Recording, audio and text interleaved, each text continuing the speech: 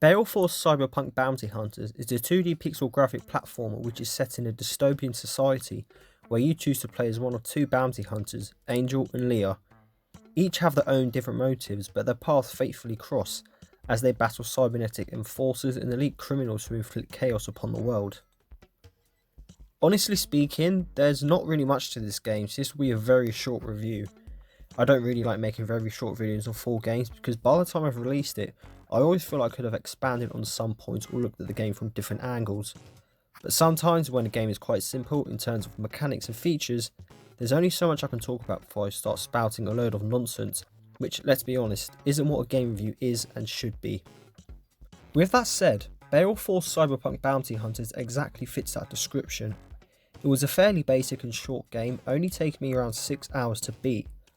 The story was just okay and lacked any real depth, along with pretty much everything else, but that's not necessarily a bad thing. After all, sometimes simple games could turn out to be great ones. Whilst I didn't think it was of that quality, well, to put it quite frankly, I thought it was average, I still had my fair share of fun fighting my way through the linear design levels.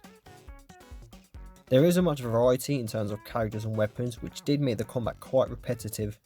There are only two to choose from as mentioned, and not a wide range of weapons either. Though surprisingly, I still found the combat to be quite fun and addictive. Partly because I thought the 2D retro pixel graphics worked really well with it, making it feel like one of those games you'd find at the arcade. And the fact that the enemies actually adapted your playstyle over time, which I found interesting. They analyse your preferred fighting style and then adapt.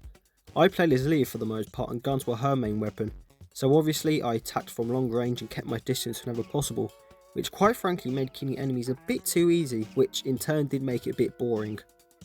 However, the enemies noticed my strategy and proceeded to close a distance and try to overwhelm me. Most times I would just dash through them and not take any damage since it made you invincible, then create distance and return to my preferred fighting style. I was still able to defeat most of them without losing a lot of health, but there were also some times where I found myself overwhelmed or even dying due to this. The bosses were a completely different story though. They repeated the same attacks regardless of your playstyle and didn't really need to adapt. Needless to say, it was a refreshing mechanic and made the combat a bit more challenging, which I think was something that was much needed.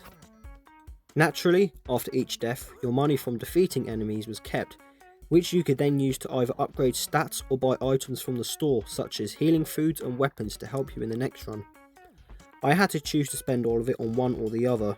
Alternatively, I also split my money between the two, which I experimented on. I did find that upgrading your maximum HP and buying as many healing items as possible with the remaining funds was the key to beating the game. Of course, there are other useful upgrades such as improving your defense and jumping, but having as much HP as possible and lots of items to help top you up was extremely beneficial and important, making the run so much more easier. Now, since I played this in early access, I did come across a few bugs, which is understandable.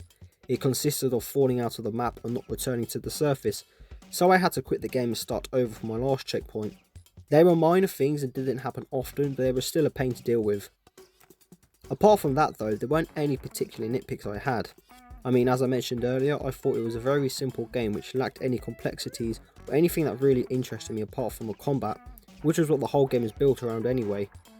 Even then, it was still fairly straightforward, consisting of moving forwards and backwards, jumping and attacking. If you're a big fan of roguelites and enjoy simple indie ones, then you might just get some value out of it.